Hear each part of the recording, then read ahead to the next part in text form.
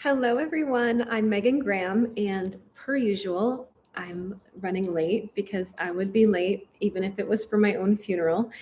So I just threw a few of my Velcro rollers in my hair. I'm about to go out and run some errands, but I wanted to come on here for a few minutes and talk about a consultation that I just had with a new client of mine and something that we talked about because she has very, very tangly hair.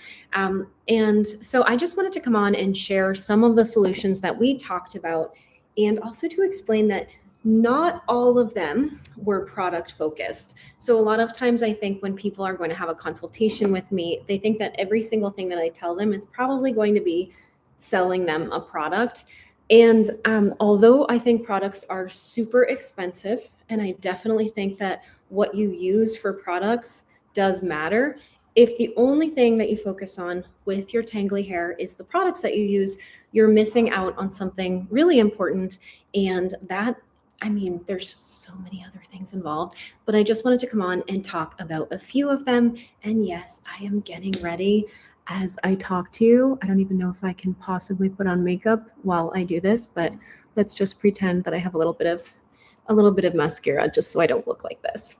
Um, this week has been kind of a crazy week. It was a little bit busier than I expected. One of my puppies is actually getting treated for a rare neurological disease. So I took her to the vet today for her labs, and we were at the vet a little bit longer than expected. So things that I wanted to get done didn't all get done, but that is okay.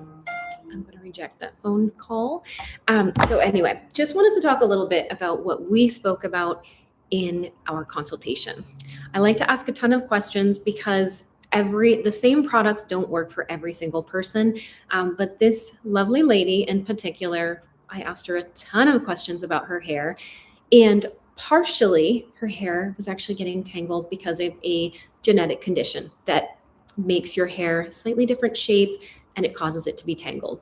We can't change that, right? There are some things with our hair that we can change, and there are some things with our hair that we have to work around and just change the things that we can change. For instance, someone that has very, very fine hair growing out of their head, most likely, regardless of what product we use and regardless of what care, it's probably not going to turn into super thick hair like my hair. We might get more thickness, we might get more volume and more health, but we can't change everything with hair. So the first thing that we spoke about was how she was coloring her hair. Most people, when they're thinking about their hair tangling, they're not really thinking about what's happening when they're getting their hair colored. And something that is super, super common for women is to get permanent color.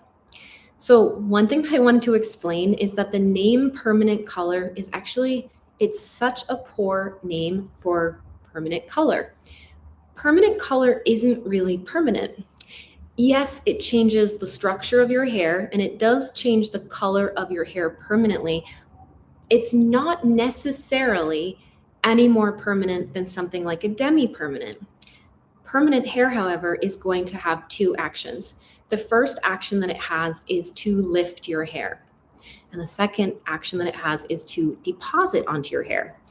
So if you're using permanent color and your only goal is to just color your grays, you want to stay exactly the same color and you don't want to be any lighter, permanent color is actually a super poor choice because it is going to, one, dry out your hair, and two, as it fades, there's almost no chance that your hair won't be brassy or a slightly different color than you originally colored it.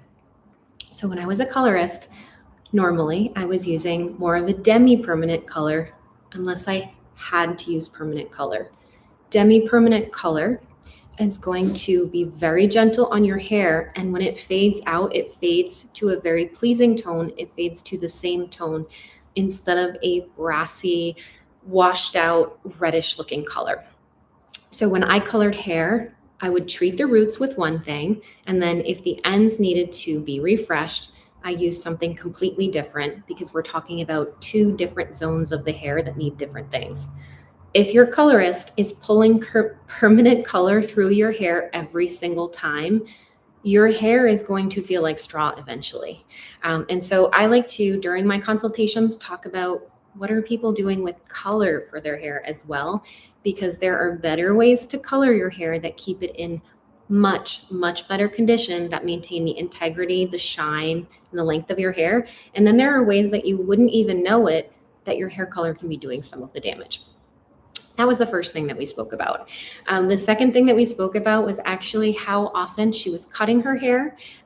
Personally, I don't necessarily think people need to cut their hair a lot all the time. I'm just going to pick up my little puppy. She wants to come up on the couch with me. So I don't think people have to cut a ton off of their hair all the time, but cutting very small amounts of hair frequently, like every 8 to 10 weeks, can make a big difference.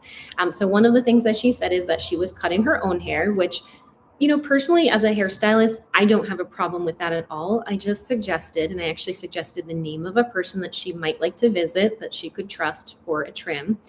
Maybe just to get an expert to take a peek at her hair like every 6 months and make sure that they're really getting all the ends of her hair. Because it is really tough. Even I have been a hairstylist for 24 years. And even though that's the case, I can honestly tell you that I would never be able to cut all of my own hair myself. So having an expert look at your hair also makes a big difference. Excuse the fact that my dryer sings a little song at the end of the dry cycle. So the next thing that we talked about was products. And I don't like to overwhelm people with products. I feel like slow and steady wins the race.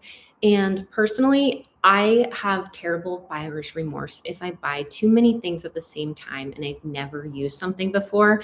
It's overwhelming. I don't know where to start. And I like to just see how things work before I try a lot of things.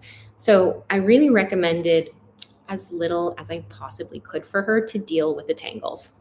Now, the first thing that I was going to show you is actually a beautiful hairbrush that I use to brush my hair every single night.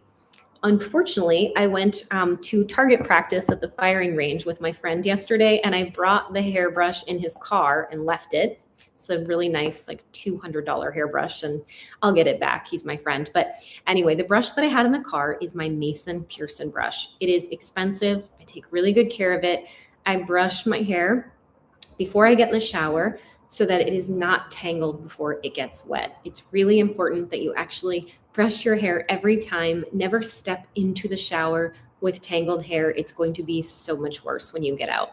I also personally am not a fan of trying to untangle hair when it's wet. It's in a weakened state. So the last thing that I want to do is to actually untangle my hair when it's wet. I think there's a really big chance of breakage. I don't do it in the shower. Of course, I untangle it after I get out. Never in the shower with conditioner. When I get out, I use this. It's just a very inexpensive little wet brush. I can link to it later if you guys are interested in seeing what I use. I think it works a million times better than a comb. It's more forgiving. It's less likely to break your hair if you have tangled hair. And then there are a few more things that we spoke about. So the first thing that I use is this oil. So I recommended this oil to the client. I like to use this in a few different ways. Every single day, I add moisture to my hair. I have very tangled hair. And the way that I do it is I use a combination. I use 1 pump of split end mender, so not a lot, and 1 drop of the hair oil.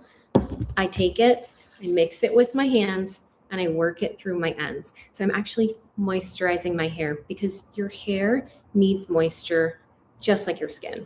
It's amazing, especially in Arizona, to see how dry your hair can get every single day. I treat my roots differently. So I tend to, if I need it, use a little bit of a spray of conditioning dry shampoo, but I'm adding that moisture back because your hair actually gets so dry in between shampoos. Once a week, I recommended that she do a treatment with the oil. So not on wet hair, but actually to brush through her hair and first to put this oil onto her scalp, massage it into her scalp to get circulation going to help the health of the follicles. After that, there's always a dog coughing behind me, sorry. So after that, I actually recommended that she pull this through her ends, really work it through the ends. It's a very dry oil. I like to braid my hair, go to sleep at night and sleep overnight with this oil. This is actually, tonight is my scalp oiling and hair oiling day. And so I do that once a week. I leave it in overnight. You can put a towel on your pillowcase, but you don't necessarily need to do it. I've never found that it gets on my pillowcase. I never go to sleep with wet hair. Very damaging for your hair. And I actually think it's much better to do an oil treatment on dry hair, because when your hair is dry, it's really porous and it will drink in that oil. When you're putting on rich conditioners during the day, I feel like I have a little pet hair here, guys. I'm sorry, it's driving me absolutely wild. But anyway, so when your hair is wet and you put conditioner on it, it's fine and it works really well, but you'd be amazed to see what happens when you do a treatment and you bring that moisture into your hair. It's dry. Now, the last step that I wish, first of all, my mother had done for me when I was a little kid. I've had tangly hair my entire life, extremely tangly, where my mother used to cut knots out of my waist length hair when I was a child.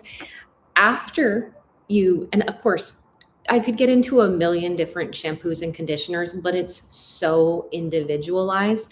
So if you guys are looking for individualized suggestions or learning more about what to do with your particular hair, it really depends. And I'm always happy to help you out. My email is in the description, I think, if I put it in there.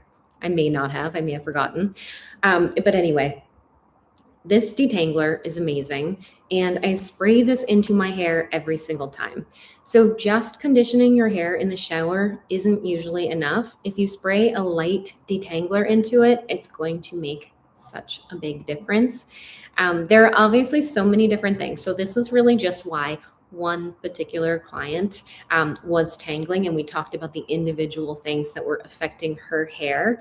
But here's the thing, if you can get your hair, I mean, for me at this point with my routine, it is so easy to get a brush through my hair. So if you can get your hair to that point where you can untangle it extremely easily and you're not dragging that brush through it, then what you have to think about is that you're saving your hair future damage, because every single time that you're trying to work that brush through, it's impossible to get it through. You're always going to be creating mechanical damage. Now, obviously, I think there's definitely a lot of people that are getting tangly hair because they're not trimming their hair enough and they want it to get longer, but they're not doing the things that they need to do to get it longer. So instead of doing the proper things, they just try to stop cutting it. And let's face it, your hair tangles and it breaks itself. But another huge reason why your hair is getting tangled has to do with how it's getting colored. And there are ways around that. There are definitely ways to color your hair so that it stays healthy. So I'm going to come on and talk about this more. I want to talk about it as it pertains to individuals. Please feel free to drop your questions in here. I think I forgot to put my email in, but I will put it there. So if you want to contact me, feel free. I'm off to an appointment. I would have loved to chat for longer, but I just wanted to come on. It was on my mind. I still actually need to, I've already sent her these suggestions for hairstylists that I know to suggest that she might like to visit them, and a few other things. I'm going to put together all of my hair suggestions in an email tonight and send them to her. I have now suggestions for the biggest priority things that I think will make a difference, and then some future suggestions, because again, I just feel like it's better for people to gradually make those improvements than to try to do everything at once. So I'll be back with more tips soon, but thank you so much for joining me. I hope you guys have a beautiful day, and I think I put the links in the description, so if you feel like checking those out, feel free to. Stay healthy and stay beautiful.